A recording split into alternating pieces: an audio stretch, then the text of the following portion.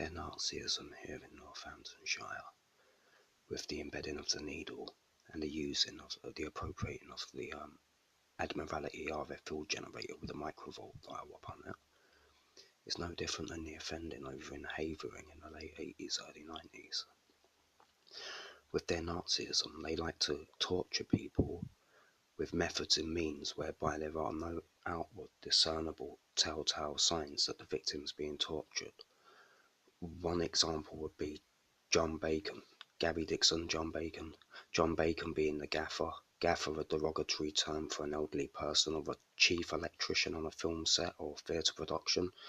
The gaffer usually has working within Best Boys or Key Grips, etc., etc.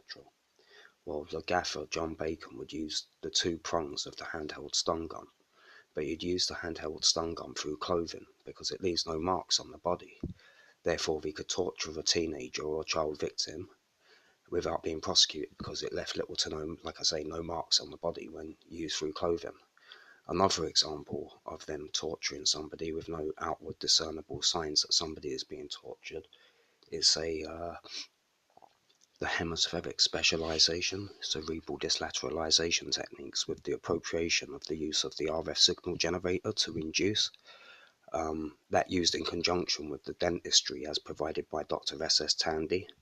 So once they've tapped the tooth pole pattern of the nerve fibre of a tooth with a disilicate ion lithium dental crown, and they place the victim in close proximity to a pulsed RF field as produced by an RF signal generator, it induces torturous stimulus for the recipient of the dental crown.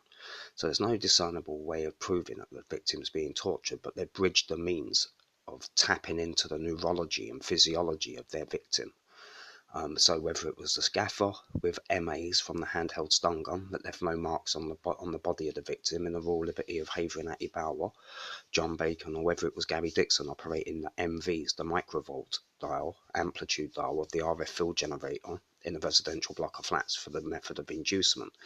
Another way that they would torture someone with their Nazism, especially here in Northamptonshire, is the misappropriation of the arthrogram procedure, whereby they can skew a needle into the groin triangle upper thigh of their victim.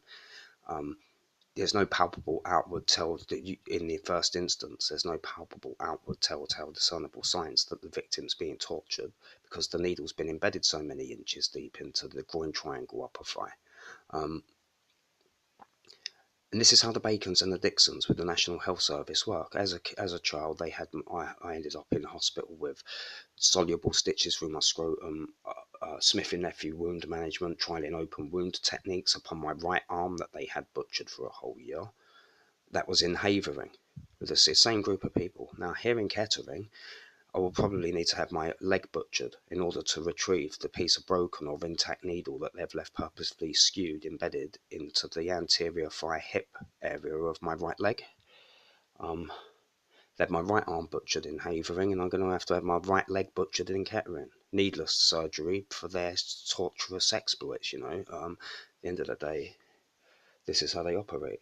Like Dixon with the MV dial, the gaffer with the MAs. Short, sharp shocking, where it leaves no marks. RF inducing, where it leaves no marks. It induces, they call it the mean intensity of electric current required to elicit the pain sensation threshold, or the mean intensity of pulse volume required to elicit the excitation process in terms of inducement. It's clever stuff, isn't it? The way that they methodically get the NHS rolled up and involved in the ritual occultist torturing of their victims, whilst they have the National Health Service butchering, poisoning, and embedding needles into their victims.